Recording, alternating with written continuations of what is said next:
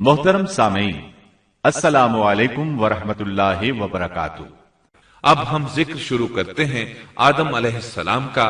اللہ تعالیٰ فرماتے ہیں، اور میں نے جنوں اور انسانوں کو اپنی عبادت کے لیے پیدا کیا ہے۔ اللہ تعالیٰ نے ہمارے باپ کو کیوں پیدا فرمایا، ہمیں کیوں پیدا فرمایا؟ تاکہ ہم اس کی عبادت کریں، اگرچہ وہ عبادت کا محتاج نہیں، وہ تو بے نیاز ہے، البتہ ہم اس کے محتاج ہیں۔ اس کے اسماء بہترین اور حسین ہیں، وہ عالی شان صفات کا مالک ہے۔ اس نے اپنے ناموں کے آثار ظاہر کرنے کے لیے مخلوق کو پیدا فرمایا، رحمت کے آثار، قدرت کے آثار، جبر اور طاقت کے آثار اور حکمت کے آثار ظاہر کرنے کے لیے مخلوقات کو پیدا فرمایا، ورنہ وہ کسی چیز کا محتاج نہیں۔ آدم علیہ السلام کی تخلیق سے پہلے ہی اس بارے میں اللہ تعالیٰ کا فرشتوں سے مکالمہ ہوا۔ اللہ تعالیٰ نے فرمایا، اور جب تیرے رب نے فرشتوں سے کہا میں زمین میں ایک خلیفہ بنانے والا ہوں۔ خلیفہ سے مراد ہے نائب، اور یہ کہ اس کی نسل میں سے ہر ایک دوسرے کا خلیفہ ہوگا، جبکہ سیدنا ابو بکر صدیق رضی اللہ عنہ نبی اکرم صلی اللہ علیہ وسلم کے خلیفہ ہوئے۔ سو اللہ نے ایک خلیفہ بنانے کا ارادہ فرمایا جو زمین میں حکومت کرے اور اس کو آباد کرے۔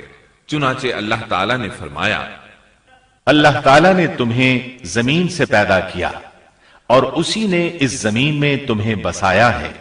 اللہ تعالیٰ کا ارادہ ہوا کہ زمین کو آباد کروائے، جبکہ جن اس قابل نہیں تھے، کیونکہ ان میں اس قدر عقل و دانش نہیں تھی کہ زمین کو پر رونق اور سرسبز و شاداب رکھ سکیں۔ علماء جنات کے بارے میں کہتے ہیں ان کا سب سے بڑا عقل مند جن انسانوں کے 10 سالہ بچے کے برابر عقل رکھتا ہے، اس لیے زمین کو آباد کرنے کی صلاحیت اللہ تعالیٰ نے انسان کو بخشی۔ اللہ نے انسان کو بہترین ڈھانچے اور حسین ترین شکل و صورت سے نوازا، پھر اپنی روح اس میں پھونکی۔ فرشتوں نے اس سے سوال کیا، ایسی مخلوق کو کیوں پیدا کرتا ہے جو زمین میں فساد کرے اور خون بہائے؟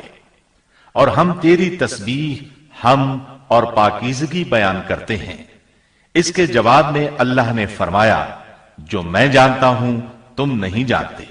دراصل فرشتوں نے کسی طرح معلوم کر لیا تھا کہ آدم کی اولاد زمین میں فساد کرے گی، خون ریزی کرے گی، لیکن انہوں نے یہ بات اعتراض کے طور پر نہیں کہی تھی، کیونکہ ایسا اعتراض تو گناہ ہے، اور فرشتے پلک جھپکنے کے برابر اللہ کی معصیت اور نافرمانی نہیں کرتے، بلکہ وہ تو نہایت معزز عبادت گزار ہیں، کسی بات میں اللہ پر پیش دستی اور سبقت نہیں کرتے، اور اس کے حکم پر عمل کرتے ہیں۔ اللہ کے حکم کی نافرمانی نہیں کرتے، بلکہ جو حکم دیا جائے بجا لاتے ہیں۔ اس لیے فرشتوں کا یہ پوچھنا وضاحت طلبی کے لیے تھا۔ وہ تو انسان کے پیدا کرنے کی وجہ پوچھ رہے تھے، وہ زمین میں جنات کے اعمال اور کرتوت کا مشاہدہ کر چکے تھے، یعنی اللہ تعالیٰ نے انہیں پیدا کر کے اختیار دیا تو وہ فتنہ و فساد اور فسق و فجور میں مبتلا ہو گئے، اور اب ایک اور مخلوق زمین میں بسائی جا رہی تھی، تو اس بات کا امکان تھا کہ یہ مخلوق بھی ان کے نقش قدم پر چلے۔ اس لیے فرشتوں نے تعجب اور حیرت کی بنا پر یہ سوال کیا تھا، اور پوچھنے کا مقصد یہ تھا کہ کیا یہ بھی جنوں کی طرح ہوں گے؟ اس طرح انہیں یہ خدشہ لاحق ہوا کہ شاید ان سے اللہ کی عبادت میں کوتاہی یا کمی واقع ہوئی ہے، جس کی وجہ سے اللہ کو نئی مخلوق پیدا کرنا پڑی۔ اس لیے ان کی بات میں یہ بھی تھا کہ ہم تیری حمد اور ثنا بیان کرتے ہیں۔ بہرحال ان کے سوال کے دو مقصد تھے، کیا یہ جنوں کی طرح فساد کرنے والی قوم ہے؟ کیا ہم سے تیری عبادت میں کوتاہی ہوئی ہے؟ اس پر اللہ تعالیٰ نے فرمایا، جو میں جانتا ہوں وہ تم نہیں جانتے۔ اس موقع پر فرشتوں کے ذہنوں میں ایک اور بات بھی آئی، وہ آپس میں کہنے لگے کہ اللہ تعالیٰ جو بھی مخلوق پیدا کرے گا وہ ہم سے زیادہ معزز اور عالم نہیں ہو سکتی۔ یعنی جب فرشتوں نے باقی مخلوقات کا جائزہ لیا، مثلا آسمان، زمین، پہاڑ، جن، چوپایوں وغیرہ کا، تو انہوں نے سوچا یہ ہم سے زیادہ مرتبے والی نہیں ہے، لہذا یہ مخلوق بھی پیدا ہو رہی ہے تو یہ ہم سے زیادہ مرتبہ نہیں رکھتی، یہ ہمارا خاص مقام ہے، کہ اللہ کی تسبیح میں مصروف ہیں، کفر سے محفوظ ہیں، ہر حکم بجا لاتے ہیں، اللہ کے تمام احکامات پورے کرتے ہیں، آسمان اور زمین میں اس کا حکم نافذ کرتے ہیں، اور اللہ کے نزدیک ہم سب سے زیادہ شرف والے ہیں۔ لہذا اگر یہ نئی مخلوق انسان بھی پیدا ہو جائے تو کیا ہوا، ہم سے زیادہ معزز اور علم والی تو نہیں ہوگی۔ بہرحال جب اللہ تعالیٰ نے آدم کو پیدا کیا تو زمین کی مٹی لانے کا حکم فرمایا، چنانچہ اللہ تعالیٰ کے پاس مٹی لائی گئی۔ امام ترمذی، ابن حبان اور امام احمد رحمت اللہ علیہ نے ایک حدیث بیان کی ہے جس کے الفاظ کچھ یوں ہیں: اللہ تعالیٰ نے آدم علیہ السلام کو مٹی کی ایک مٹھی سے پیدا فرمایا، اس مٹی کو اللہ تعالیٰ نے پوری زمین سے اٹھوایا تھا، یہی وجہ ہے کہ آدم کی اولاد زمین کے لحاظ سے ہی ظہور پذیر ہوئی، بعض سرخ رنگ کے ہیں تو بعض سیاہ اور بعض سفید اور کچھ اس کے درمیان میں ہیں، بعض نیک ہیں بعض خبیث اور کچھ پاکیزہ قسم کے ہیں۔ انسان کی تخلیق مٹی سے شروع ہوئی، اس مٹی کو پانی سے تر کیا گیا تو یہ طین بن گئی۔ اسی وجہ سے قرآن مجید کی بعض آیات میں تراب کا لفظ آیا ہے۔ تراب خشک مٹی کو کہتے ہیں، اور بعض آیات میں طین کا لفظ آیا ہے۔ طین تر اور بھیگی مٹی کو کہتے ہیں۔ اللہ تعالیٰ فرماتے ہیں خلقہ من تراب، یعنی آدم کو تراب سے پیدا کیا گیا۔ مٹی کی عام حالت کو تراب کہتے ہیں، اور فرمایا جب آپ کے رب نے فرشتوں سے کہا کہ میں مٹی سے بشر کو پیدا کرنے والا ہوں، جب اس مٹی کو پانی سے زیادہ بھگویا گیا تو وہ لیسدار ہونا شروع ہو گئی، اسی لیے اللہ تعالیٰ نے فرمایا ہم نے انسان کو لیسدار اور چپکنے والی مٹی سے پیدا کیا۔ پھر اللہ تعالیٰ نے اپنے مبارک ہاتھوں سے انسان کا ڈھانچہ تیار کیا۔ اللہ نے فرمایا خلقت بیدی، میں نے اپنے دونوں ہاتھوں سے پیدا کیا۔ اللہ تعالیٰ نے انسان کی خلقت فرشتوں کے سپرد نہ کی، بلکہ بذات خود اسے تخلیق کے مراحل سے گزارا اور اپنے ہاتھوں سے اس کی تصویر کشی کی۔ اللہ نے انسان کو پہلے ایک مورتی کی صورت میں ڈھالا، اس کے بعد ایک مقررہ مدت تک چھوڑے رکھا، یہاں تک کہ گیلی مٹی خشک ہو گئی اور اس کا رنگ سیاہ ہو گیا، بدبو آنے لگی، پھر وہ کھنکھناتی مٹی میں بدل گئی، اور آخرکار آگ پر پکی ہوئی مٹی یعنی فخار ٹھیکری کی صورت اختیار کر گئی، جس سے مٹکے وغیرہ تیار کیے جاتے ہیں۔ سیاہ مٹی کو ہماؤن کہتے ہیں اور بدبودار کو مسنون کہتے ہیں، اور کھنکھنا کر بولنے والی مٹی کو سلسال کہتے ہیں، اور ٹھیکری کی طرح کی مٹی کو الفخار کہتے ہیں۔ مختلف آیات میں یہ الفاظ وارد ہوئے ہیں۔ ہم نے تمہیں پیدا کیا اور پھر ہم ہی نے تمہاری صورت بنائی۔ ان تمام آیات کریمہ میں کوئی تناقض، تعارض اور اختلاف نہیں، اس لیے کہ ان مختلف آیات میں انسان کو اس کی تخلیق کے مختلف مراحل کی یاد دہانی کرائی گئی ہے۔ خلاصہ کلام یہ ہوا کہ تخلیق کے عمل کا پہلا مرحلہ تراب تھا، یعنی عام حالت والی خشک مٹی، پھر طین یعنی بھگوئی ہوئی مٹی، پھر لیسدار مٹی یعنی سلسال، پھر ٹھیکری کی طرح کی مٹی یعنی فخار، اور یہ کام جمعے کی آخری گھڑی میں کیا گیا۔ اور یہ دن اللہ کے لحاظ سے شمار ہونے والے دنوں میں سے ہمارے دنوں کی طرح نہ تھا، ہمارے اور اللہ کے دن مختلف ہیں۔ تخلیق آدم دراصل اللہ کا کرشمہ ہے، انسانوں کو ایک صورت عطا کی گئی۔ اس مرحلے کا تذکرہ بخاری اور مسند احمد کی ایک روایت میں ہے۔ اللہ نے آدم کو پیدا کیا اور ان کا قد 60 ہاتھ یا 60 میٹر لمبا تھا۔ تمام جنتی لوگ اس قد آدم کے ساتھ جنت میں داخل ہوں گے، اور اس وقت سے لے کر آج تک مخلوق کا قد کم ہوتا چلا آ رہا ہے۔ بعد والے لوگ گزشتہ زمانے کے لوگوں سے ہمیشہ چھوٹے قد کے ہوتے چلے آ رہے ہیں۔ بہرحال سب سے پہلے اور سب سے لمبے انسان آدم علیہ السلام تھے۔ امام احمد نے منفرد طور پر ایک روایت بیان کی ہے، اس میں رسول اکرم صلی اللہ علیہ وسلم نے آدم علیہ السلام کی لمبائی 60 ہاتھ یعنی 60 میٹر اور چوڑائی 7 ہاتھ بیان فرمائی ہے۔ سبحان اللہ! سیدنا آدم کس قدر ضخیم اور عظیم مخلوق تھے، صحیح مسلم اور مسند احمد کی روایت میں ہے۔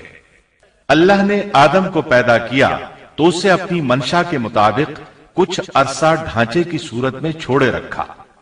ابلیس اس کے ارد گرد چکر لگانے لگا۔ اس نے دیکھا کہ وہ پیٹ والا ہے۔ وہ سمجھ گیا کہ یہ مخلوق اپنے آپ پر کنٹرول نہیں کر سکے گی۔ اس حدیث سے معلوم ہوتا ہے کہ انسانوں کی طرح جنات کا پیٹ نہیں ہے، صرف انسان ایسا ہے جس کا اندر والا حصہ کھوکھلا ہے۔ بہرحال اللہ نے انسان کو اس شکل و صورت میں پیدا فرمایا۔ احادیث مبارکہ میں آدم علیہ السلام اور ابلیس ملعون کا قصہ تفصیل سے بھی موجود ہے اور مختصر بھی۔ آدم 40 راتیں مجسمے کی صورت میں پڑے رہے، جسم موجود تھا لیکن روح نہیں تھی۔ ابلیس آتا، اس ڈھانچے کو ٹھوکر لگاتا تو جسم سے ایسی آواز نکلتی جیسے خالی مٹکے پر ہاتھ مارنے سے نکلتی ہے۔ اسی لیے اللہ نے بھی فرمایا ہے کہ وہ کھنکھناتی مٹی سے پیدا کیے گئے۔ آدم علیہ السلام میں روح ڈالنے سے پہلے ایک مرتبہ فرشتوں کا ان کے پاس سے گزر ہوا تو وہ کچھ گھبرا سے گئے۔ ابلیس کو تو بہت زیادہ گھبراہٹ کا سامنا کرنا پڑا۔ وہ گزرتے ہوئے ٹھوکر مارتا اور کہتا، تجھے کسی خاص مقصد کے لیے پیدا کیا گیا ہے۔ یہ کہہ کر وہ آدم کے منہ میں داخل ہو جاتا اور کمر کے راستے باہر آ جاتا اور فرشتوں سے مخاطب ہو کر کہتا، اس سے گھبرانے کی کوئی ضرورت نہیں۔ اگر مجھے اس پر مسلط کر دیا گیا تو میں یقیناً اسے ہلاکت میں ڈال دوں گا، اور اگر اسے مجھ پر مسلط کر دیا گیا تو بلا شبہ میں اس کی نافرمانی کروں گا۔ اندازہ کیجئے وہ تعجب کر رہا ہے کہ انہیں کیوں پیدا کیا گیا ہے۔ اس کی آدم علیہ السلام سے دشمنی کس قدر پرانی ہے، گویا ابتدا ہی سے یہ عداوت پر ڈٹ گیا تھا۔ بہرحال اللہ نے آدم میں روح پھونکی۔ اس مضمون کو قرآن مجید میں جا بجا ذکر کیا گیا ہے۔ اللہ تعالیٰ فرماتے ہیں، جب میں اس کو ٹھیک ٹھاک کر لوں اور اس میں اپنی روح پھونک دوں تو تم سب اس کے سامنے سجدے میں گر پڑنا۔ ایک اور جگہ فرمایا، اللہ تعالیٰ کے نزدیک عیسیٰ علیہ السلام کی مثال ہو بہو آدم علیہ السلام کی مثال ہے۔ اللہ نے انہیں مٹی سے بنا کر کہا، ہو جا، وہ ہو گئے۔ اللہ نے آدم علیہ السلام کو مٹی سے پیدا کیا، اپنے ہاتھوں سے بنایا، پھر اس میں روح پھونکی۔ اس کا مفصل بیان احادیث میں موجود ہے۔ جب ان میں روح پھونکی گئی اور ابتدا میں روح جیسے ہی سر کے اندر داخل ہوئی، آدم علیہ السلام کو چھینک آ گئی۔ فرشتوں نے آدم علیہ السلام سے کہا، الحمدللہ کہیے۔ انہوں نے کہہ دیا۔ اللہ کی اس تعریف کے جواب میں اللہ تعالیٰ نے فرمایا، رحمک ربک، یعنی تجھ پر تیرا رب رحم فرمائے۔ سبحان اللہ، اللہ ذوالجلال والاکرام نے آدم علیہ السلام میں روح مکمل ہونے سے پہلے ہی انہیں اپنی رحمت سے سرفراز فرما دیا۔ بہرحال جب روح ان کی آنکھوں میں داخل ہوئی اور انہوں نے جنت کے پھلوں کو دیکھا تو ان میں غور و فکر کرنے لگے۔ جب روح پیٹ میں داخل ہوئی تو کھانے کی طلب محسوس ہوئی۔ ابھی روح ٹانگوں تک پہنچی نہیں اور کھانے کی خواہش پہلے ہی محسوس ہونے لگی۔ اس جلد بازی اور عجلت کی وجہ سے اللہ تعالیٰ نے فرمایا، انسان جلد باز مخلوق ہے۔ جب آدم علیہ السلام کو پیدا کر دیا گیا تو اللہ تعالیٰ نے ان کی پشت پر ہاتھ پھیرا۔ ہاتھ پھیرتے ہی ان کی پشت سے قیامت تک پیدا ہونے والے انسان باہر نکل آئے۔ آدم کی تمام اولاد ان کے سامنے ظاہر ہو گئی، اور یہ بات نہایت وضاحت اور صراحت کے ساتھ قرآن مجید اور احادیث مبارکہ میں موجود ہے۔ اور جب آپ کے رب نے اولاد آدم کی پشت سے ان کی اولاد کو نکالا اور ان سے انہی کے بارے میں اقرار لیا کہ کیا میں تمہارا رب نہیں، سب نے جواب دیا، ہاں کیوں نہیں، ہم سب گواہ بنتے ہیں، تاکہ تم لوگ قیامت کے روز یوں نہ کہو ہم تو اس سے محض بے خبر تھے، یا یوں کہو کہ پہلے پہلے شرک تو ہمارے بڑوں نے کیا اور ہم ان کے بعد ان کی نسل میں ہوئے، لہذا کیا تو ان غلط راہ والوں کے فعل پر ہمیں ہلاکت میں ڈالے گا۔ سیدنا عمر رضی اللہ عنہ نے اس شخص کے سوال کے جواب میں فرمایا، میں نے سنا ہے کہ رسول اللہ صلی اللہ علیہ وسلم فرما رہے تھے، اللہ نے آدم علیہ السلام کو پیدا کیا، پھر اپنے دائیں ہاتھ کو اس کی پشت پر پھیرا اور اس سے نسل انسانی کو باہر نکالا اور ان کی طرف اشارہ کر کے فرمایا میں نے انہیں جنت کے لیے پیدا کیا ہے اور یہ جنت والوں کے اعمال کریں گے۔ پھر اپنے ہاتھ کو دوبارہ آدم علیہ السلام کی پشت پر پھیرا اور اس سے نسل انسانی کو باہر نکالا اور ان کی طرف اشارہ کر کے فرمایا میں نے انہیں آگ کے لیے پیدا کیا ہے اور یہ آگ والوں کے اعمال کریں گے۔ اس پر ایک شخص نے نبی اکرم صلی اللہ علیہ وسلم سے سوال کیا اے اللہ کے رسول صلی اللہ علیہ وسلم تو پھر ہمارے اعمال کس حساب میں شمار ہوں گے؟ آپ نے جواب میں فرمایا اللہ تعالیٰ جب کسی بندے کو جنت کے لیے پیدا کرتا ہے تو اس سے جنت والوں کے کام کرواتا ہے، حتیٰ کہ جنت والے اعمال میں سے ہی کسی عمل پر اس کا موت سے سامنا ہوتا ہے، اس وجہ سے اللہ اسے جنت میں داخل کرتا ہے، اور جب اللہ کسی بندے کو آگ کے لیے پیدا کرتا ہے تو اسے آگ والے اعمال پر لگا دیتا ہے، یہاں تک کہ وہ آگ والے اعمال میں سے کسی عمل پر مرتا ہے، اس کی وجہ سے اللہ اسے آگ میں داخل کر دیتا ہے۔ ہر شخص کے لیے اس کام میں آسانی پیدا کر دی جاتی ہے جس کے لیے وہ پیدا کیا گیا ہے۔ لیکن یہ بات ذہن میں ہر وقت موجود رہنی چاہیے کہ اللہ نے انسان کو اختیار دے رکھا ہے کہ وہ اپنی عقل اور فکر کی روشنی میں اللہ کے احکامات پر عمل پیرا ہو کر خود کو جنتی بنا لے یا عقل کا درست استعمال نہ کرتے ہوئے شیطان کا پٹا گلے میں ڈال لے اور جہنم میں جگہ بنا لے۔ یہ تو اللہ نے انسان کو اختیار دے رکھا ہے، اس کی مرضی کہ جنت والے اعمال کرے یا جہنم والے۔ ہر انسان میں دونوں طرف جانے کی طاقت اور صلاحیت موجود ہے۔ اللہ نے انسان کو مجبور نہیں بنایا، البتہ ہر انسان کو جو بھی رویہ اختیار کرنا تھا اللہ کو اس کا علم تھا، اور اس کا علم برحق ہے، قطعی ہے، اس میں کوئی غلطی نہیں ہو سکتی، اس لیے اس نے اپنے علم کے مطابق تقدیر لکھ دی۔ اب ہم جو کچھ کرتے ہیں تقدیر سے مجبور ہو کر نہیں کرتے بلکہ اپنے اختیار سے کرتے ہیں، اور چونکہ تقدیر بھی اللہ کے حکم سے لکھی گئی اس لیے اس میں بھی کوئی خطا واقع نہیں ہوتی۔ لہذا تقدیر کا یہ مطلب نہیں کہ انسان تقدیر کی بنا پر ہدایت ماننے یا نہ ماننے پر مجبور ہے، ایسی بات قطعاً نہیں۔ اور درست بات یہ ہے کہ تقدیر کا مسئلہ بہت زیادہ پیچیدہ ہے اور مشکل ترین مسائل میں سے ہے، یہاں اس کی تفصیل کا موقع نہیں۔ جب اللہ نے آدم علیہ السلام کو پیدا کر لیا اور اس میں اپنی روح پھونک دی تو فرشتوں کو حکم دیا کہ آدم کو سجدہ کرے۔ ابلیس ایک بہت نیک اور بزرگ جن تھا، اس نے کبھی اللہ کی نافرمانی نہیں کی تھی، اسی بنا پر وہ بلند مرتبہ پا کر فرشتوں میں شامل ہو چکا تھا، لیکن فرشتوں کی جنس سے قطن نہیں تھا۔ اللہ نے اسے اطاعت اور فرما برداری کا صلہ دیا تھا، اس کی عزت اور اکرام کرتے ہوئے آسمان میں بسایا تھا، لمحہ بھر کے لیے بھی اس نے اللہ کی نافرمانی نہیں کی تھی، اور پھر اللہ نے آدم کو سجدہ کرنے کا حکم دیا، اور اس حکم کے مخاطب فرشتے اور ابلیس تھے۔ صرف فرشتوں کے لیے یہ حکم نہیں تھا بلکہ ابلیس بھی اس حکم میں شامل تھا، کیونکہ اللہ تعالیٰ فرماتے ہیں اور یقیناً ہم نے تمہیں پیدا کیا، پھر ہم ہی نے تمہاری صورت بنائی، پھر ہم نے فرشتوں سے کہا کہ آدم کو سجدہ کرو، تو سوائے ابلیس کے سبھی نے سجدہ کیا، وہ سجدہ کرنے والوں میں شامل نہ ہوا۔ اللہ تعالیٰ نے فرمایا تجھے کس چیز نے سجدے سے روک دیا جبکہ میرا حکم تیرے لیے بھی تھا؟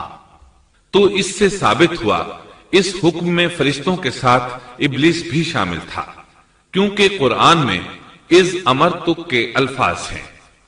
اس کا مطلب ہے کہ میں نے تجھے حکم دیا تھا، اور پھر ابلیس نے جواب میں یہ نہیں کہا کہ تو نے تو مجھے حکم ہی نہیں دیا تھا، بلکہ اس نے سجدہ نہ کرنے کی وجہ یہ بتائی۔ اس نے کہا میں سجدہ کیوں کروں، میں اس سے بہتر ہوں، اس لیے کہ تو نے مجھے آگ سے پیدا کیا اور اسے مٹی سے۔ اللہ نے حکم دیا تو اس سے نیچے اتر جا۔ غرض جب ابلیس نے نافرمانی کی، سرکشی اور تکبر کا مظاہرہ کیا تو اس وقت اللہ تعالیٰ اور اس کے درمیان مکالمہ ہوا۔ اللہ نے اس کی سرکشی دیکھ کر اسے سزا دیتے ہوئے فرمایا اس جنت سے اتر جا، تجھے کوئی حق حاصل نہیں کہ تو اس جنت میں رہ کر تکبر کرے، ابلیس نے جواب میں کہا مجھے قیامت کے دن تک مہلت دے دیجئے، یعنی اتنی لمبی عمر دے دیجئے کہ میں قیامت تک زندہ رہوں، موت نہ آئے۔ اللہ نے فرمایا تجھے مہلت دے دی گئی، لیکن ایک وقت مقررہ تک۔ اور جب شیطان اس طرف سے مطمئن ہو گیا کہ اسے مہلت مل گئی، تب اس نے کہا چونکہ تو نے مجھے گمراہ کر دیا ہے، اس وجہ سے میں قسم کھاتا ہوں کہ میں انسانوں کی گمراہی کے لیے تیرے سیدھے راستے پر بیٹھ جاؤں گا، پھر ان کے آگے سے، ان کے پیچھے سے، ان کے دائیں سے، ان کے بائیں سے، ان کے پاس آؤں گا، اور آپ ان میں سے اکثر لوگوں کو شکر گزار نہیں پائیں گے۔ اللہ تعالیٰ نے شیطان کا رد کرتے ہوئے فرمایا یہاں سے ذلیل و خوار ہو کر نکل جا، ان میں سے جو شخص بھی تیرا حکم مانے گا میں ایسے تمام گمراہوں سے جہنم کو بھر دوں گا، جو انسان بھی تیرا پیروکار بنے گا وہ جہنم کا مستحق اور حقدار ٹھہرے گا۔ ان میں سے تو جسے بھی اپنی آواز کے ساتھ بہکا سکتا ہے بہکا لے، اور ان پر اپنے سوار اور پیادے چڑھا لا، یعنی اپنے گھڑ سوار لشکر اور پیدل لشکر کو چڑھا کر لے آ، اور اپنا ہر داؤ، ہر ترکیب اور ہر اسلحہ استعمال کر لے، اور ان کے مالوں اور اولاد میں بھی شرکت کر لے، اور تو انہیں دل بہلانے والے وعدے دے لے، یعنی ان کے برے اعمال بنا سنوار کر انہیں دکھا، اور غلط خواہشات دلا، جنت، دوزخ اور دوبارہ زندہ نہ ہونے کے وعدے دے، اور ان سے شیطان کے جتنے بھی وعدے ہوتے ہیں سب کے سب سراسر فریب ہیں۔ یقیناً میرے سچے بندوں پر تیرا کوئی قابو اور غلبہ نہیں ہوگا، تیرا رب کارسازی کرنے والا کافی ہے۔ اسی طرح بہت سی آیات میں پہلی معصیت الہی کا ذکر کیا گیا ہے۔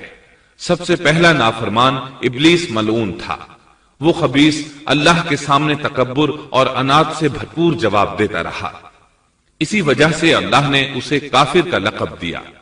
کافر اسے کہتے ہیں جو نعمت کا انکار کرے۔ اللہ نے اس پر اتنا فضل و کرم اور انعام و احسان کیا کہ بلند ترین مرتبے تک پہنچا دیا، لیکن اس نے اللہ کی اس نعمت کی قدر نہ کی، پرواہ نہ کی اور کفر کا راستہ اختیار کیا۔ سب سے پہلا گناہ تکبر تھا، اسی لیے علماء کرام فرماتے ہیں تمام گناہوں کی جڑ تکبر اور غرور ہے۔ نبی اکرم صلی اللہ علیہ وسلم نے اپنی امت کو تکبر نہ کرنے کا سختی سے حکم فرمایا، اس کی برائی، وبال اور ہلاکت سے آگاہ فرمایا۔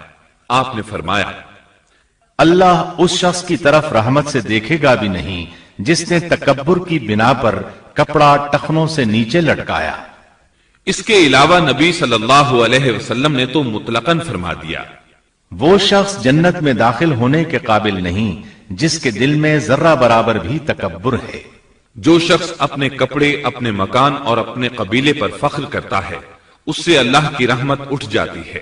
اسی لیے نبی صلی اللہ علیہ وسلم نے جب اپنے صحابہ کرام کو دیکھا کہ مہاجر صحابی انصار صحابہ کے خلاف اور انصاری صحابی مہاجرین صحابہ کے خلاف آواز لگا رہے ہیں تو آپ نے فرمایا اس جاہلیت والی پکار کو چھوڑو، یہ بہت بدبودار ہے۔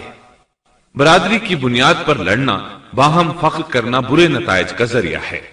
گناہوں کی بنیاد بھی تکبر ہے، اس لیے ہر مومن کو چاہیے کہ اپنے نوکر، خادم، ملازم یا کسی بھی مسکین پر کبھی بھی فخر و غرور کا اظہار نہ کرے، کیونکہ یہی اللہ کی سب سے پہلی نافرمانی وجود میں آئی تھی۔ تکبر کا یہ ذکر ضمناً آ گیا۔ ہم پھر اپنے موضوع کی طرف لوٹتے ہیں۔ اللہ نے آدم علیہ السلام کو پیدا کیا اور انہیں عالم بنا کر ہی تخلیق کیا، یعنی جب وہ پیدا ہوئے تو جاہل نہیں تھے۔ اللہ نے آدم علیہ السلام کو فرشتوں سے بھی بڑا عالم بنا کر پیدا فرمایا۔ بے شمار احادیث میں آدم علیہ السلام کی ابتدا اور ان کے علم کا ذکر موجود ہے۔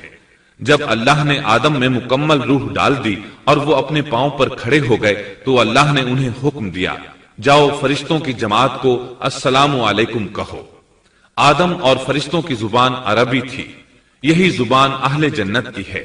آدم گئے، جا کر سلام کہا، انہوں نے جواب میں کہا وعلیکم السلام ورحمت اللہ، یعنی تجھ پر اللہ کی سلامتی اور رحمت ہو۔ اللہ نے فرمایا یہ تیرا اور تیری اولاد کا آپس میں ایک دوسرے کو تحفہ اور ہدیہ ہے۔ اللہ نے آدم علیہ السلام کو ابتدا ہی میں تمام نام سکھا دیے۔ مفسرین نے ان ناموں کے بارے میں بہت بحثیں ذکر کی ہیں۔ मजबूत मौकिफ सैयदना अब्दुल्ला बिन अब्बास रजी अल्लाह अन्हुमा का है कि अल्लाह ने आदम अलैहिस्सलाम को हर चीज का नाम सिखा दिया था। मसलन ये पहाड़ है, ये समंदर है, ये परिंदा है, ये दरख्त है वगैरह। वो आसमान और जमीन की हर चीज का नाम जानते थे। ये इल्म कैसा था, इंसान ने किस तरह हर चीज का नाम पहचान लिया। यकीनन अल्लाह इंसान में ये ताकत पैदा कर सकता है कि वो हर इल्म का इहाता कर सके। अल्लाह ने आदम अलैहिस्सलाम को हर चीज का नाम और उसकी सनद और काम भी मालूम करा दिया। आग, लोहे, लकड़ी, गरज हर चीज का नाम और इस्तेमाल ज़हन में डाल दिया। वो किस कदर अजीम इल्म से बहरावर हुए, सुभान अल्लाह। बहरहाल अल्लाह ने आदम अलैहिस्सलाम को सिर्फ शक्ल सूरत और तख्लीक ही में बुलंद मर्तबा अता नहीं किया था, बल्कि अक्ल व इल्म के लिहाज से भी बुलंद दरजे और मुकाम पर फाइज किया था। जैसा कि अल्लाह ताला फरमाते हैं, अल्लाह ने आदम अलैहिस्सलाम को हर चीज का नाम सिखा दिया, फिर उन चीजों को फरिश्तों पर पेश किया और फरमाया, मुझे इन चीजों के नाम बताओ अगर तुम सच्चे हो। मतलब ये कि तुम अपने दावे में कहां तक सच्चे हो। जब आदम की तख्लीक हुई तो तुमने कहा था अल्लाह जो चाहे पैदा कर ले, कसम है वो हमसे ज्यादा मुअज़्ज़ज़ और आलिम नहीं होगा। इस दावे में अगर तुम सच्चे हो तो जरा इन अशिया के नाम तो बताओ। अल्लाह ताला ने आदम अलैहिस्सलाम का ज्यादा मुअज़्ज़ज़ होना, मुकर्रम होना और इल्म व मार्फत वाला होना वाज़ेह करने के लिए फरिश्तों को हुक्म दिया कि आदम अलैहिस्सलाम को सजदा करें। यह सजदा ताजीमी था, इबादत वाला सजदा नहीं था। सजदा ताजीमी पहले वक्तों में जायज था, लेकिन अब हराम है। इसीलिए तो याकूब अलैहिस्सलाम, उनकी बीवी और 11 बेटों ने यूसुफ अलैहिस्सलाम को सजदा किया था। बहरहाल फरिश्तों ने आदम अलैहिस्सलाम को सजदा किया। इससे मालूम हो जाता है कि कौन ज्यादा इज्जत और अजमत वाला है। यकीनन आदम अलैहिस्सलाम ज्यादा शरफ और मंजिलत के हकदार ठहरे। जब अल्लाह ताला ने उनकी इज्जत, तकरीम और ताजीम साबित फरमा दी, तब इल्म व मार्फत में उनकी बरतरी साबित करने के लिए फरमाया, अगर तुम अपने कौल में सच्चे हो तो इन चीजों के नाम बताओ। तब फरिश्तों ने कहा, फरिश्ते कहने लगे, ऐ अल्लाह तू पाक है, हमें तो सिर्फ उतना ही इल्म है जितना तूने हमें सिखा रखा है। मुकम्मल हिकमत व इल्म वाला तो तू ही है। अल्लाह ताला ने आदम अलैहिस्सलाम से फरमाया, ऐ आदम तुम इन फरिश्तों को इन चीजों के नाम बताओ। आदम हर चीज का नाम बताने लगे। किसी जगह भी उन्होंने गलती नहीं की। जब उन्होंने फरिश्तों को तमाम चीजों के नाम बता दिए तो अल्लाह ताला ने फरिश्तों को मुखातिब करके कहा, क्या मैंने तुम्हें पहले ही नहीं कह दिया था कि जमीन और आसमान का गैब मैं ही जानता हूं और मेरे इल्म में है जो तुम जाहिर कर रहे हो और जो छुपा रहे हो। यहां जहन में सवाल उभरता है कि फरिश्ते क्या छुपा रहे थे। वो राज वाली बात यही थी कि अल्लाह हमसे ज्यादा मुअज़्ज़ज़ और आलिम मखलूक पैदा नहीं करेगा। वाज़ेह रहे, हम आपको सिर्फ वाक़यात ही नहीं सुना रहे, सिर्फ सीरत और तारीख ही बयान नहीं कर रहे, बल्कि कुरान भी पढ़ पढ़ कर सुना रहे हैं। और कुरान को उस वक्त तक समझना महाल है जब तक कि इन वाक़यात की तफसील मौजूद न हो। खैर, इसके बाद अल्लाह ताला ने अम्मा हव्वा को पैदा फरमाया। उन्हें आदम अलैहिस्सलाम के फौरन बाद पैदा नहीं फरमाया, बल्कि आदम अलैहिस्सलाम ने काफी अरसा जन्नत में तन्हा बसर किया। और हदीस में है कि वो वहशत महसूस करते थे, तन्हाई को शिद्दत से महसूस करने लगे थे। आखिरकार एक रोज जब वो सो रहे थे तो अल्लाह ताला ने उनकी बाईं पसली से अम्मा हव्वा अलैहिस्सलाम को पैदा फरमाया और आदम अलैहिस्सलाम का हम सफर बना दिया। अल्लाह फरमाते हैं, ऐ लोगो अपने उस परवरदिगार से डर जाओ जिसने तुम सबको एक ही जान से पैदा कर डाला और उस जान यानी आदम अलैहिस्सलाम से उनकी बीवी को पैदा किया।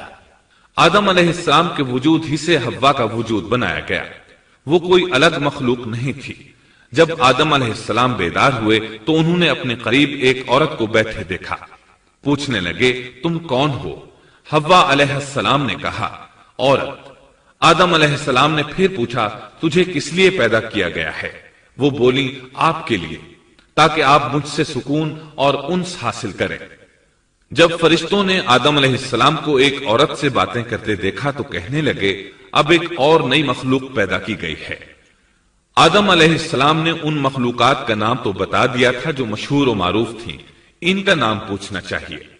انہوں نے آدم علیہ السلام سے سوال کیا، انہوں نے فوراً جواب دیا حوا، اس لیے کہ اللہ نے تو آپ کو ہر چیز کا نام سکھا دیا تھا۔ فرشتوں نے کہا ان کا نام حوا کیوں رکھا گیا ہے؟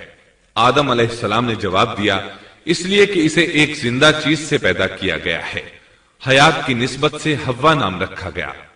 مسلم شریف میں ہے، سیدنا ابو ہریرہ رضی اللہ عنہ روایت کرتے ہیں کہ رسول اللہ صلی اللہ علیہ وسلم نے فرمایا، جو شخص اللہ اور آخرت کے دن پر ایمان رکھتا ہے، جب وہ کسی معاملے کے لیے حاضر ہو تو بھلائی والی بات کرے یا خاموش رہے، اور عورتوں کے بارے میں بھلائی کی وصیت حاصل کر لو، یعنی ان کے ساتھ اچھا سلوک کرو، کیونکہ عورت پسلی سے پیدا کی گئی ہے اور پسلی میں زیادہ ٹیڑھا حصہ اوپر والا حصہ ہوتا ہے۔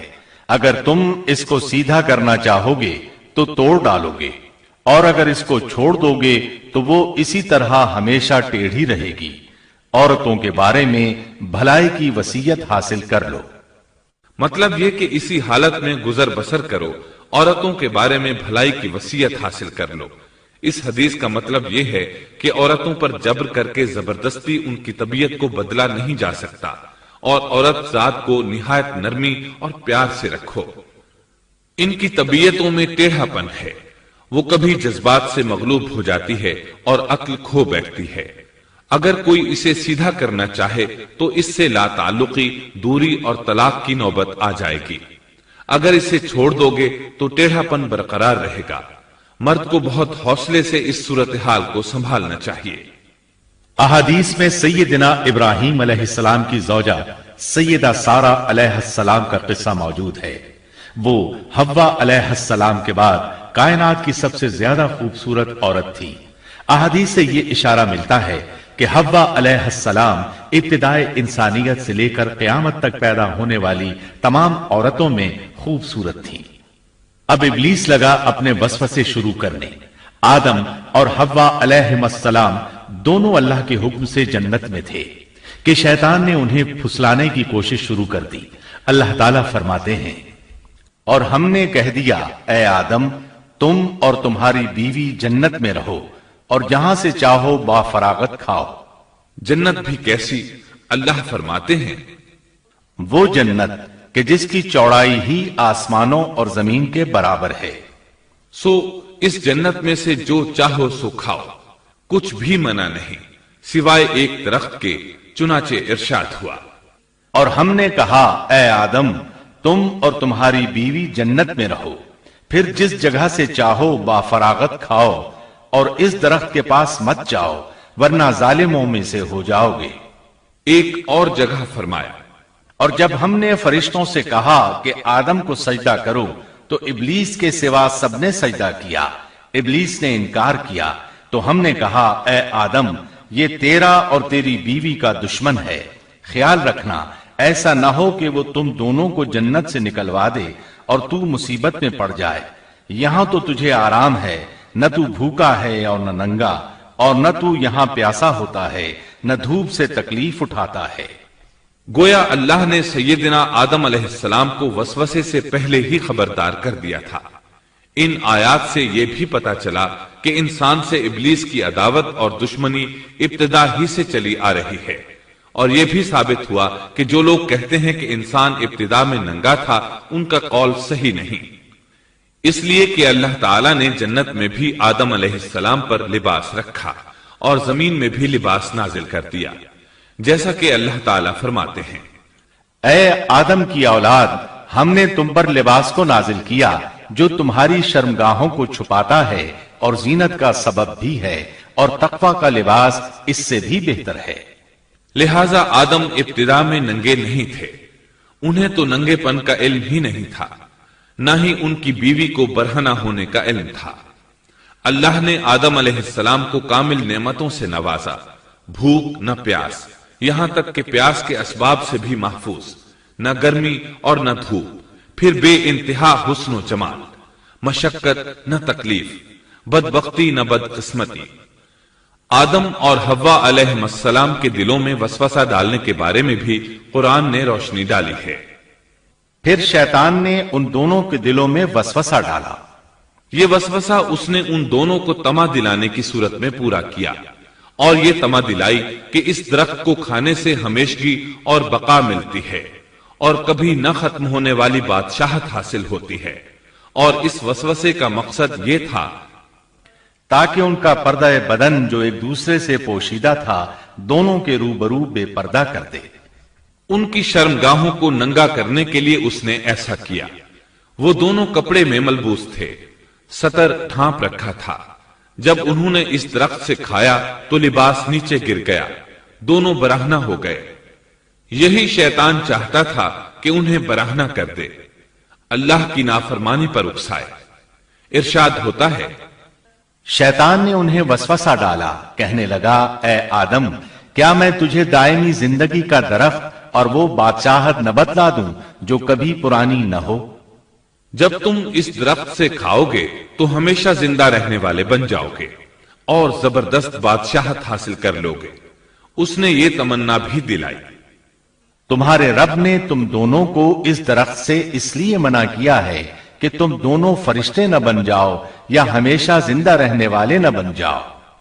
یعنی تم اس درخت سے کھا لو گے تو فرشتے بن جاؤ گے اور ہمیشہ قائم دائم رہو گے۔ پھر وہ وسوسہ ڈالتے ہوئے جھوٹی قسمیں کھانے لگا، جیسا کہ ارشاد ہوتا ہے، اور ان دونوں کے روبرو قسمیں کھانے لگا کہ یقین آ جائے میں آپ کا خیر خواہ ہوں۔ اللہ کی قسم کھانے لگا، اور اس وقت سے جھوٹی قسموں کی ابتدا ہوئی۔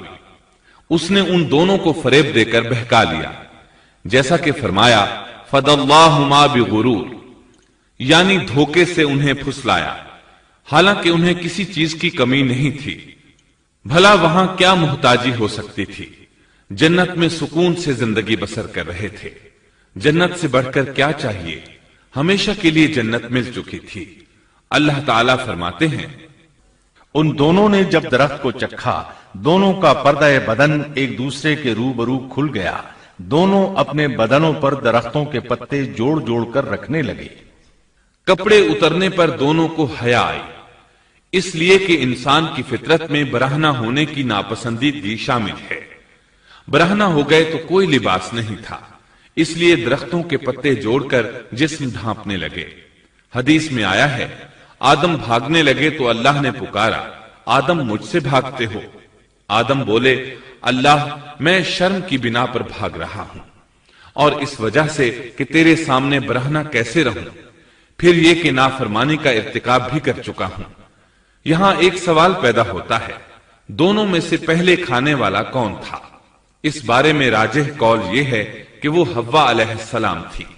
انہی نے آدم علیہ السلام کو طمع دلاتے ہوئے اس غلطی پر آمادہ کیا تھا، جیسا کہ بخاری شریف میں نبی اکرم صلی اللہ علیہ وسلم نے فرمایا، حوا علیہ السلام نے انہیں غلطی میں مبتلا کیا تھا۔ اگر حوا علیہ السلام نہ ہوتی تو آدم بھی خیانت میں مبتلا نہ ہوتے اور نہ معصیت میں مبتلا ہوتے۔ تب اللہ نے انہیں پکارا، کیا میں نے تم دونوں کو اس درخت سے نہیں روکا تھا، اور کیا یہ نہیں کہا تھا کہ شیطان تمہارا کھلا دشمن ہے؟ اب توجہ طلب بات یہ ہے کہ اس موقع پر دونوں نے کیا طرز عمل اختیار کیا۔ کیا وہ دونوں اپنی معصیت پر بضد رہے اور تکبر کرنے لگے، جیسا کہ ابلیس نے سجدہ کرنے سے انکار کیا تھا اور پھر لگا تھا اپنی معصیت پر اصرار کرنے، یا ان دونوں نے توبہ کر لی؟ جی ہاں، دونوں نے توبہ کر لی، جیسا کہ قرآن مجید میں آتا ہے، دونوں نے کہا اے ہمارے رب، ہم نے اپنا بڑا نقصان کیا، اور اگر تو ہماری مغفرت نہ کرے گا اور ہم پر رحم نہ کرے گا تو واقعی ہم خسارہ پانے والوں میں سے ہو جائیں گے۔ اس قصے میں ایک سوال یہ ذہن میں پیدا ہوتا ہے کہ جب سیدنا آدم علیہ السلام کو ابلیس نے سجدہ نہ کیا تو اللہ تعالیٰ نے اسے مردود بنا کر جنت سے نکال دیا، پھر وہ سیدنا آدم علیہ السلام کو اس درخت کے قریب کس طرح لے گیا جبکہ وہ جنت سے باہر ہو چکا تھا؟ قرآن کریم میں اس بارے میں یہ الفاظ آئے ہیں، پھر شیطان نے ان کے دلوں میں وسوسہ ڈالا، یہ وسوسہ اس نے کیسے ڈالا جبکہ وہ جنت سے نکالا جا چکا تھا؟ مفسرین نے اس کے جواب میں لکھا ہے کہ اس نے جنت سے باہر رہ کر یہ وسوسہ ڈالا تھا۔ جیسے آج کل تار اور بغیر تار کے آواز کو دور دراز علاقوں تک پہنچایا جا سکتا ہے، ایسے ہی شیطان نے اپنی طاقت سے یہ وسوسہ ان کے دلوں تک پہنچایا۔ لگے ہاتھوں ابلیس کی حقیقت بھی سن لیں۔ ابلیس کے لفظی معنی انتہائی مایوس کے ہیں۔ یہ راندہ درگاہ ہونے کے بعد ہمیشہ ہمیشہ کے لیے اللہ کی رحمت سے مایوس ہو گیا تھا، اس لیے اسے یہ لقب ملا، ورنہ روایات کی روح سے اس کا اصل نام عزازیل تھا۔ پہلے یہ جنات میں سے تھا، اپنے رب تعالی کی اطاعت سے نکل کر ابلیس ہوا۔ اس کا علم ناقص تھا، مزاج ناپاک تھا، وہ غرور اور تکبر میں مبتلا ہو گیا تھا۔ یہاں یہ بات بھی ذہن نشین کر لیں کہ انبیاء خطا اور گناہ سے پاک ہوتے ہیں، ان پر اللہ تعالی کی مستقل حفاظت اور نگرانی قائم رہتی ہے۔ اگرچہ انبیاء بھی انسان ہوتے ہیں اور تمام انسانی تقاضے انہیں لاحق ہوتے ہیں، لیکن ان کے عمل اور ارادے میں کسی قسم کی بدی اور شر کا عمل دخل قطعاً نہیں ہوتا۔ ان کا ہر قول اور عمل بلکہ ہر حرکت اور سکون کی حالت بھی انسانیت کے لیے بہترین نمونہ ہوتے ہیں۔ البتہ بشر ہونے کی وجہ سے بھول کا امکان ہوتا ہے، تاہم بھول ہو جانے کی صورت میں انہیں فوراً ہی خبردار کر دیا جاتا ہے۔ بھول ہو جانا بشری طبیعت کا خاصہ ہے۔ اللہ تعالیٰ نے ہر انسان کی فطرت میں یہ چیز رکھی ہے۔ انبیاء سے بھول چوک ہو جانے میں بھی اللہ تعالیٰ کی کئی ایک حکمتیں پوشیدہ ہیں۔ مثلا بہت سی قومیں اپنے نبیوں کے معجزات دیکھ کر ان میں ربوبیت کی صفات کی قائل ہو گئی، یہاں تک کہ بعض قوموں نے اپنے نبیوں کو اللہ یا اللہ کا بیٹا بھی جانا۔ جب انبیاء سے بھول اور لغزشیں ہوئیں تب گویا لوگوں پر یہ واضح کیا گیا کہ یہ الہ نہیں ہے۔ الہ ہوتے تو کس طرح ان سے بھول ہو سکتی تھی؟ اس سے یہ بتانا بھی مقصد تھا کہ انبیاء انسان ہی ہوتے ہیں، کوئی ماورائی مخلوق نہیں ہوتے۔ سیدنا آدم علیہ السلام کے واقعے پر غور کرنے سے یہ حقیقت مزید واضح ہو جاتی ہے کہ سیدنا آدم علیہ السلام کی یہ لغزش گناہ نہیں تھی۔ ممنوع درخت کا پھل کھاتے ہی سیدنا آدم علیہ السلام اور اماں حوا کا لباس اتر گیا تھا۔ اس لباس کے بارے میں مفسرین نے لکھا ہے کہ وہ لباس دراصل نور کا تھا، یعنی وہ جنت کا خاص لباس تھا جو صرف اسی عالم میں پہنا جا سکتا ہے۔ اللہ تعالیٰ نے اپنے فضل و کرم سے جنت میں ان کی ستر پوشی کا انتظام فرما دیا۔ اللہ کا حکم ہوا، قال اهبطوا، جنت سے اتر جاؤ۔ مزید فرمایا، تم آپس میں ایک دوسرے کے دشمن ہوگے اور تمہارے واسطے زمین میں رہنے کی جگہ ہے اور ایک وقت تک نفع حاصل کرنا ہے۔ اللہ نے مزید فرمایا تم وہیں زندگی بسر کرو گے اور وہیں مرو گے اور وہیں سے دوبارہ نکالے جاؤ گے۔ قرآن مجید کے دیگر مقامات میں بھی اس قصے کی تفصیل موجود ہے۔ مثلاً فرمایا، اور اس سے قبل ہم نے آدم سے ایک عہد لیا تھا مگر وہ بھول گئے اور ہم نے ان میں کوئی عزم نہیں پایا۔ آدم علیہ السلام زمین پر اترے اور اپنے رب سے توبہ کے کلمات سیکھ لیے۔ وہ کلمات یہ ہیں، اے ہمارے رب، ہم نے اپنا نقصان کیا اور اگر تو نے ہم پر مغفرت و رحمت نہ فرمائی تو ہم خسارہ اٹھانے والوں میں سے ہو جائیں گے۔ آدم علیہ السلام زمین پر اترے اور ان کے ساتھ حوا علیہ السلام بھی اتری اور ان کے ساتھ ہی ابلیس کو بھی اتارا گیا۔ یہ کس جگہ پر اترے اس بارے میں اختلاف پایا جاتا ہے، لیکن ابن عباس رضی اللہ عنہ کی بات راجح محسوس ہوتی ہے کہ آدم علیہ السلام کو ہند میں اور حوا علیہ السلام کو جدے میں اتارا گیا۔ جب آدم علیہ السلام اتر آئے تو حوا علیہ السلام کی تلاش شروع کر دی، زمین میں ان کی تلاش میں سرگرداں ہوئے۔ آخر کار میدان عرفات میں دونوں کی ملاقات ہو گئی۔ چونکہ میدان عرفات میں دونوں نے ایک دوسرے کی معرفت حاصل کی تھی اور ان کا آپس میں تعارف ہوا تھا، لہٰذا اسی مناسبت سے اس میدان کا نام عرفات مشہور ہو گیا۔ پھر اللہ تعالیٰ نے زمین کے اندر انسانوں کو پھیلانا شروع کیا اور زمین کو مردوں اور عورتوں سے آباد کر دیا۔ امام طبری رحمت اللہ علیہ بیان کرتے ہیں کہ حوا علیہ السلام نے آدم علیہ السلام کے لیے 20 ولادتوں میں 40 بچوں کو جنم دیا، ہر بار 2 بچوں کو جنم دیتی تھی، ایک لڑکا ہوتا ایک لڑکی۔ سب سے پہلا جوڑا قابیل اور اس کی بہن قمیم کا تھا۔ پھر انسانوں کی افزائش شروع ہوئی، آبادی میں اضافہ ہونے لگا۔ اللہ نے آدم علیہ السلام ہی کو ان کا نبی متعین کر دیا، وہ انہیں دین سکھاتے رہے۔ اس وقت تمام لوگ موحد تھے، خالص توحید کو اپنانے والے تھے، یعنی کان الناس امۃ واحدہ، تمام لوگ ایک ہی امت کے تھے، ان میں شرک کا شائبہ بھی نہ تھا۔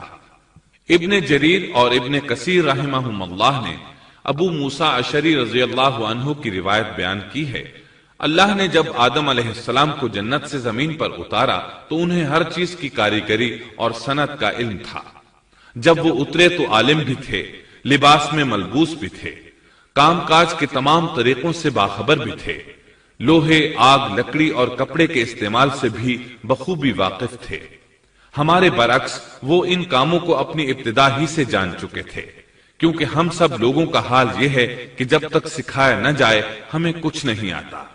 آج کے دور میں بعض افریقی قبائل کے افراد وحشیانہ اور غیر مہذب زندگی گزارتے ہیں۔ علماء کا کہنا ہے کہ یہ لوگ زمین پر رہنے والوں میں سے گمراہ ترین انسان ہیں۔ انہوں نے بہترین زندگی ضائع کر دی اور گھٹیا زندگی کو پسند کیا۔ تہذیب و تمدن کا آغاز چونکہ ابتدائے آفرینش سے ہے، اس لیے ہر انسان کی فطرت میں تہذیب کی سوجھ بوجھ موجود ہے۔ بہرحال آدم علیہ السلام کے بعد انسانی مخلوق کی تعداد روز بروز بڑھتی چلی گئی اور انسانی کمزوریوں کی بنا پر گناہ شروع ہو گئے۔ زمین پر سب سے پہلے ہونے والی معصیت قابیل کے ہاتھوں اپنے بھائی حابیل کے قتل کی صورت میں سامنے آئی۔ اللہ تعالیٰ نے قرآن مجید میں قابیل اور اس کے بھائی حابیل کا قصہ بیان کیا ہے۔ قابیل قرخت اور درشت طبیعت کا مالک تھا، جبکہ اس کا بھائی حابیل رحم دل اور نرم طبیعت تھا۔ قابیل کھیتی باڑی کرتا تھا اور حابیل مویشی چراتا تھا۔ حابیل کے نرم دل ہونے کی ایک وجہ اس کا بکریاں چرانا تھا، کیونکہ ایک چرواہا اپنی بکری کو بھوکا دیکھ کر اسے چارہ کھلائے بغیر نہیں رہتا، نہیں وہ کسی بکری کو پیاسا دیکھ کر اسے بھول جاتا ہے۔ اپنے جانور پر اس کی طاقت سے زیادہ بوجھ بھی نہیں لادتا۔ بنی نوع انسان کی تعداد میں اضافے کے لیے اس وقت ایسا قانون تھا جو اب حرام ہے، اور وہ ہے بہن کے ساتھ نکاح۔ چونکہ اس وقت کے سب لوگ آدم علیہ السلام کی حقیقی اولاد تھے اور آپس میں بہن بھائی تھے، اس لیے اس وقت کی شریعت کی روح سے قابیل اپنے ساتھ جڑواں پیدا ہونے والی بہن کے سوا کسی دوسری بہن سے شادی کر سکتا تھا، اور اسی طرح حابیل اپنے ساتھ جڑواں پیدا ہونے والی بہن کے علاوہ کسی دوسری بہن سے شادی کر سکتا تھا۔ اس کی صورت یہ تھی کہ قابیل کی شادی حابیل کی بہن سے ہو اور حابیل کی شادی قابیل کی بہن سے ہو، لیکن ہوا یہ کہ حابیل کی بہن خوبصورتی میں قابیل کی بہن سے کم تھی، اس لیے قابیل نے حابیل کی بہن سے شادی کرنے سے انکار کر دیا اور اپنی جڑواں بہن سے شادی کی خواہش ظاہر کی، لیکن ایسا کرنا آدم علیہ السلام کی شریعت میں حرام تھا۔ آپ نبی بھی تھے اور رسول بھی۔ رسول اور نبی میں فرق یہ ہے کہ رسول پر شریعت اور احکام نازل ہوتے ہیں، لیکن نبی پر شریعت نازل نہیں ہوتی، البتہ اس کی طرف وحی نازل ہوتی ہے اور معجزات عطا کیے جاتے ہیں، جبکہ شریعت صرف رسولوں ہی پر نازل کی جاتی ہے۔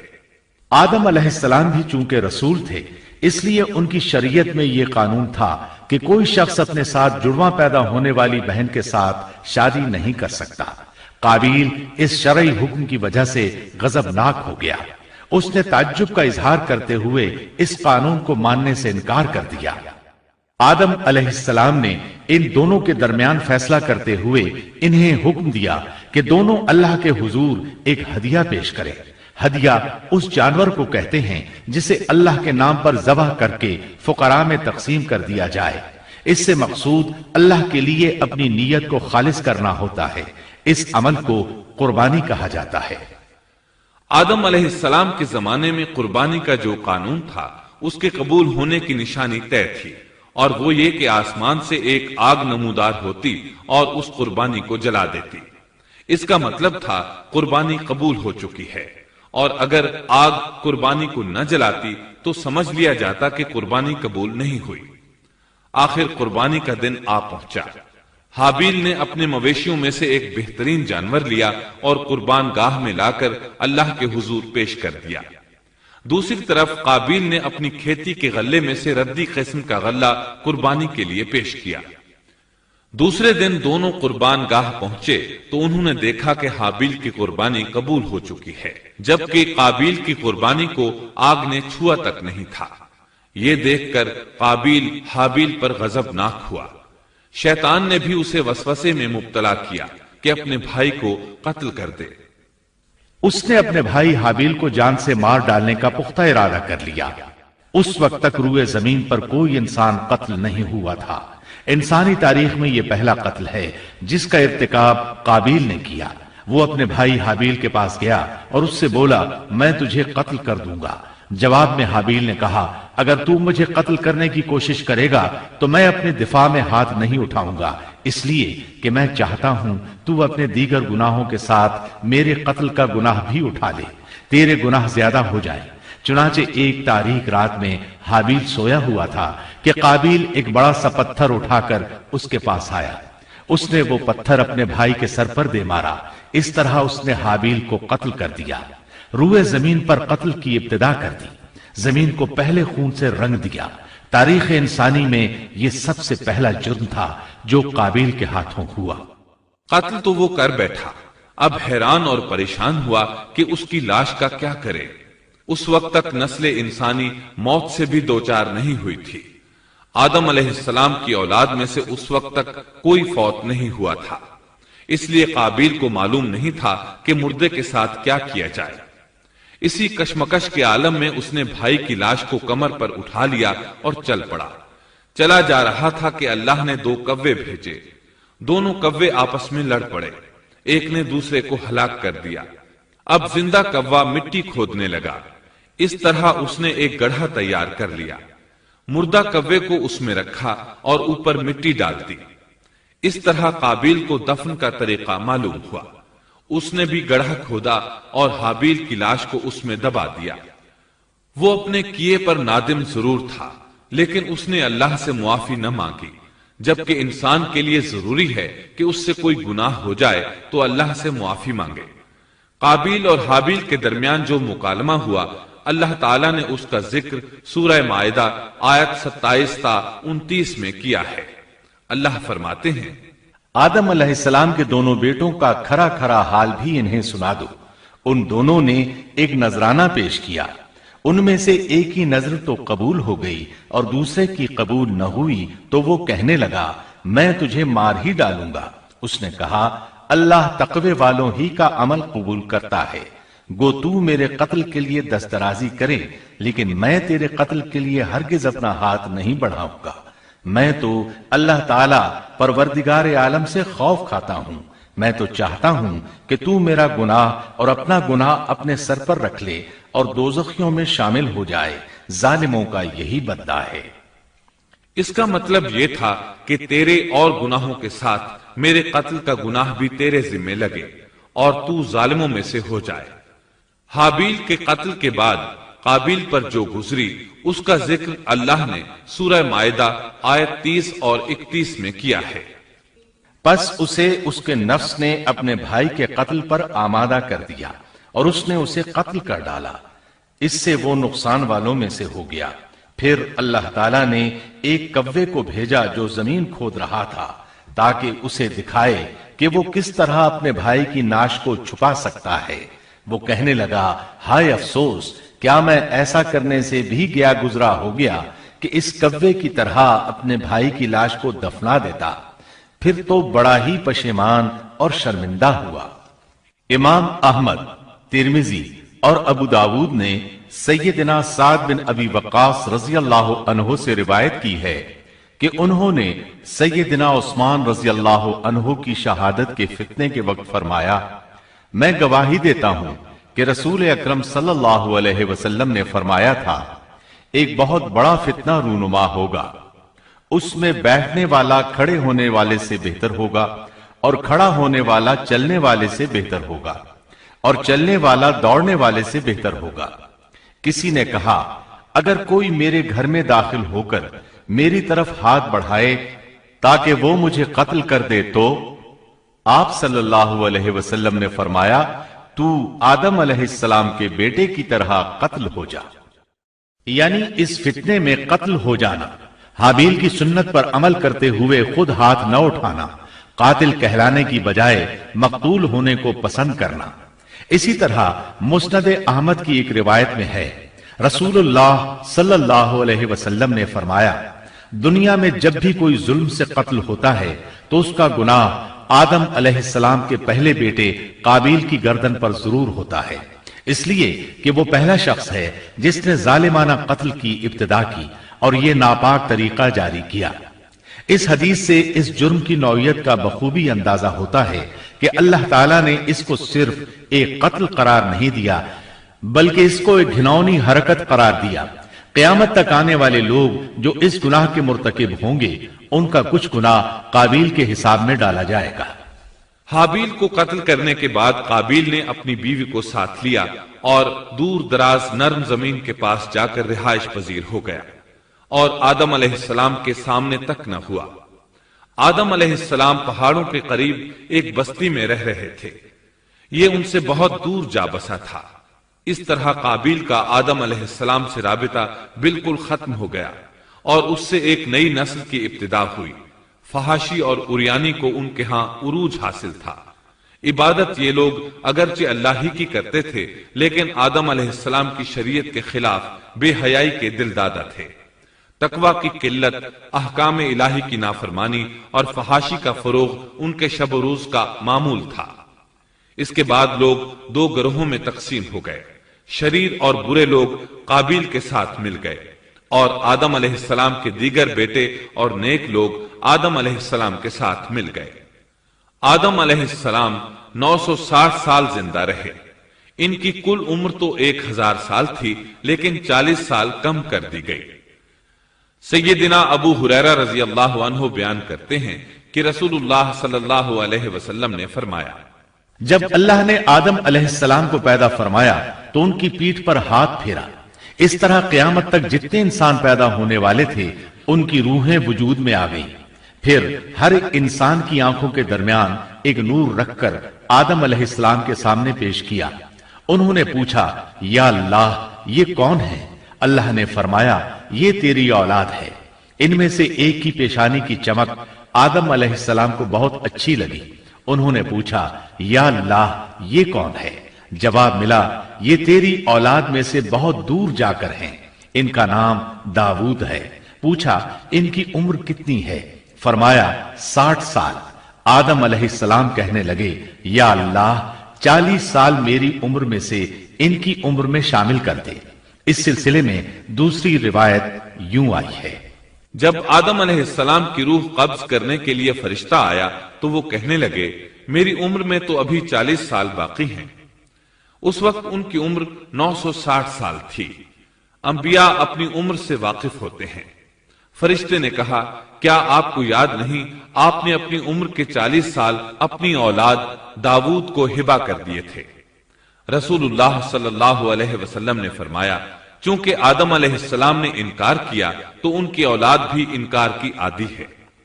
آدم علیہ السلام خود بھول گئے، ان کی اولاد بھی بھولتی ہے۔ آدم علیہ السلام نے خطا کی، ان کی اولاد بھی خطا کرتی ہے۔ حابیل کے قتل کے بعد اللہ تعالیٰ نے آدم اور حوا علیہ السلام کو اس کا نعم البدل عطا کیا۔ اس کا نام انہوں نے شیس رکھا۔ شیس کا مطلب ہے اللہ کا دیا ہوا تحفہ۔ حابیل کے قتل پر آدم اور حوا علیہ السلام دونوں بہت غمگین ہوئے، اس لیے اللہ نے بدلے میں انہیں شیس علیہ السلام عطا فرمائے۔ سیدنا ابو ذر غفاری رضی اللہ عنہ سے مروی ایک صحیح حدیث میں ہے کہ رسول اللہ صلی اللہ علیہ وسلم نے فرمایا، اللہ تعالیٰ نے 104 صحیفے نازل فرمائے، ان میں سے 50 صحیفے شیس علیہ السلام پر نازل ہوئے۔ ان صحیفوں میں ایسے قوانین، اصول اور ضابطے تھے جن سے انسانیت کی زندگی منظم ہوتی ہے۔ شیس علیہ السلام نے آدم علیہ السلام سے علم حاصل کیا، لیکن آدم علیہ السلام کا تمام علم وہ حاصل نہ کر سکے، اس لیے کہ آدم علیہ السلام نے بالمشافہہ اللہ تعالیٰ سے علم حاصل کیا تھا، اور بہت سی اشیاء کا علم اللہ تعالیٰ نے انہیں سکھا دیا تھا، اس لیے وہ تمام علماء سے بڑھ کر عالم تھے۔ شیس علیہ السلام نے آدم علیہ السلام سے علوم سیکھ کر لوگوں کو سکھائے، لوگوں نے ان سے مختلف علوم، فنون اور پیشے سیکھے، انہیں شہروں میں رہنے سہنے کے بارے میں تعلیم دی، دن رات کے حسابات سے انہیں آگاہ کیا اور انہیں بتایا کہ کن اوقات میں وہ اللہ کی عبادت کریں اور عبادت کے طریقے انہیں سکھائے۔ احادیث میں اس کی وضاحت ملتی ہے۔ امام احمد رحمت اللہ علیہ بیان کرتے ہیں کہ ابو زمعہ سعدی کہتے ہیں کہ انہوں نے مدینے میں ایک شیخ کو لوگوں سے کلام کرتے دیکھا تو ان کے متعلق پوچھا، یہ کون شخص ہے؟ لوگوں نے بتایا کہ یہ ابی بن کعب رضی اللہ عنہ ہیں، بڑے صحابہ میں ان کا شمار ہوتا ہے، تمام مسلمانوں سے بڑھ کر قرآن اور اس کی تفسیر کے عالم ہیں۔ ابو زمعہ فرماتے ہیں کہ ابی بن کعب رضی اللہ عنہ اس وقت یہ واقعہ بیان کر رہے تھے کہ جب آدم علیہ السلام کی وفات کا وقت قریب آیا تو انہوں نے اپنے بیٹوں سے فرمایا، میرا جنت کے پھل کھانے کو جی چاہتا ہے۔ جنت کے پھل دنیاوی پھلوں جیسے ہی ہوتے ہیں، سیب، انار، انگور، یہ سب جنت میں موجود تھے۔ جنت کے اور دنیا کے پھلوں میں فرق یہ ہے کہ دنیاوی پھل بدبودار ہو جاتے ہیں، جبکہ جنتی پھل کبھی بدبودار نہیں ہوتے۔ اسی طرح دنیاوی پھلوں کا ذائقہ عارضی ہوتا ہے، جبکہ جنتی پھلوں کا ذائقہ ہمیشہ برقرار رہتا ہے۔ اس لیے آدم علیہ السلام نے چاہا کہ وہ جنت کے پھل کھائیں، چنانچہ ان کے بیٹے تلاش میں نکل گئے۔ انہوں نے اپنے ساتھ کلہاڑے، کدالیں اور ٹوکریاں لے لی۔ راستے میں انہیں فرشتے ملے، ان کے پاس آدم علیہ السلام کا کفن اور خوشبو وغیرہ تھی۔ انہوں نے پوچھا، آدم کے بیٹو، کس چیز کی تلاش میں ہو؟ کہاں جا رہے ہو؟ انہوں نے جواب میں کہا، ہمارے والد مریض ہیں، انہیں جنت کے پھلوں کی خواہش ہے۔ فرشتے ان کے سامنے انسانی شکل میں آئے تھے، ان کی بات سن کر بولے، واپس جاؤ، تمہارے والد فوت ہونے کے قریب ہیں، اب ان میں اتنی طاقت نہیں رہی کہ پھل کھا سکیں۔ جب فرشتے آدم علیہ السلام کی روح قبض کرنے کے لیے آئے تو حوا علیہ السلام نے انہیں پہچان لیا۔ وہ بلند آواز سے آدم علیہ السلام کو پکارنے لگی، ان کے ساتھ چمڑ گئی۔ آدم علیہ السلام بولے، مجھ سے الگ ہو جاؤ، پہلے بھی مجھے تمہاری وجہ سے مصیبت پہنچی تھی، میرے اور میرے رب کے فرشتوں کے درمیان سے ہٹ جاؤ۔ پھر فرشتوں نے آدم علیہ السلام کی روح قبض کی، انہیں غسل دیا، کفن پہنایا، خوشبو لگائی، آپ کی قبر کھودی، پھر انہوں نے آدم علیہ السلام کی نماز جنازہ ادا کی، اس کے بعد انہیں قبر میں اتارا، پھر اوپر مٹی ڈال دی اور بولے، آدم کے بیٹو، تمہارے لیے یہی طریقہ ہے۔ اس وقت تک لوگ کفن دفن کے احکامات سے واقف نہیں تھے، انہیں علم نہ تھا کہ قابیل نے اپنے بھائی کو کیسے دفن کیا تھا، اس لیے فرشتوں کو بھیجا گیا تاکہ تدفین کا طریقہ بتا دیں۔ تو اس طرح انسان کو دفن کرنے کا طریقہ معلوم ہوا جو فرشتے لے کر آئے تھے۔ آدم علیہ السلام نے اپنی 960 سال کی مکمل زندگی میں سوائے اس درخت کا پھل کھانے کے اور کوئی خطا نہیں کی۔ یہ تھا ہمارے باپ سیدنا آدم علیہ السلام کا اسوہ اور سیرت طیبہ کا حال۔ آپ کی وفات کے 1 سال بعد حوا علیہ السلام بھی وفات پا گئیں۔ آدم علیہ السلام کی وفات کے بعد ان کے بیٹے شیس علیہ السلام نے ان کی ذمہ داریاں سنبھال لی۔ اب تبلیغ کا کام انہیں کرنا تھا۔ ادھر قابیل جو نرم زمین میں جا آباد ہوا تھا، اس کی اولاد نے فتنہ و فساد اور سرکشی کی زندگی اختیار کی۔ انہوں نے قتل و غارت گری کا بازار گرم کر دیا۔ یہ لوگ آدم علیہ السلام کی قوم کے پاس سے گزرتے تو وہاں بھی فساد مچاتے۔ ابن عباس رضی اللہ عنہما سورۃ الاحزاب آیت 33 کی تفسیر کرتے ہوئے فرماتے ہیں، पुराने जमाने की जाहिलियत की तरह अपने बनाव का इजहार ना किया करो। उस वक्त दो नस्लें आबाद थीं, एक पहाड़ पर और दूसरी नरम जमीन पर। पहाड़ों के मर्द खुश शक्ल थे, औरतें स्याह फाम थीं, जबकि जमीन वालों की औरतें खूबसूरत थीं और मर्दों के रंग सांवले थे। अब इब्लीस ने अपना काम शुरू किया। वो इंसानी शक्ल में नरम जमीन वालों के पास आया और एक शख्स का गुलाम बनकर रहने लगा। फिर उसने बांसुरी शक्ल की एक चीज ईजाद की और उसको बजाने लगा। लोग उस आवाज पर लट्टू हो गए, उसके गिर्द भीड़ लगाकर सुनने लगे। फिर एक दिन मेले का मुकर्रर हो गया, उसमें हजार मर्द और औरतें जमा होने लगे। इत्तेफाक से वहां एक दिन एक पहाड़ी आदमी भी आ गया। उसने मैदानी औरतों के हुस्न जमाल को देखा। उसने अपने कबीले वालों से उनके हुस्न जमाल का जिक्र किया।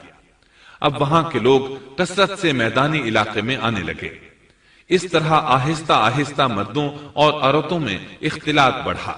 बदकारी और जिनाकारी आम हुई, जबकि ये सब काम शीस अलैहिस्सलाम की शरीयत में हराम थे और कदीम जाहिलियत से यही मुराद है, क्योंकि उन लोगों ने जमीन में एक अजीम फसाद और इंतशार बर्पा कर रखा था। शीस अलैहिस्सलाम अपनी कौम के लोगों को समझाते रहे कि वो इन शरीर और फसादी लोगों के साथ मेल जोल न रखें, लेकिन शैतान मुसलसल उन्हें वरगलाता रहा, यहां तक कि शीस अलैहिस्सलाम के साथ बहुत थोड़े लोग रह गए और काबिल की कौम में बहुत इजाफा हो गया। लोग यूं ही जिंदगी बसर करते रहे, यहां तक कि अल्लाह ताला ने उनमें इदरीस अलैहिस्सलाम को मबूस फरमाया।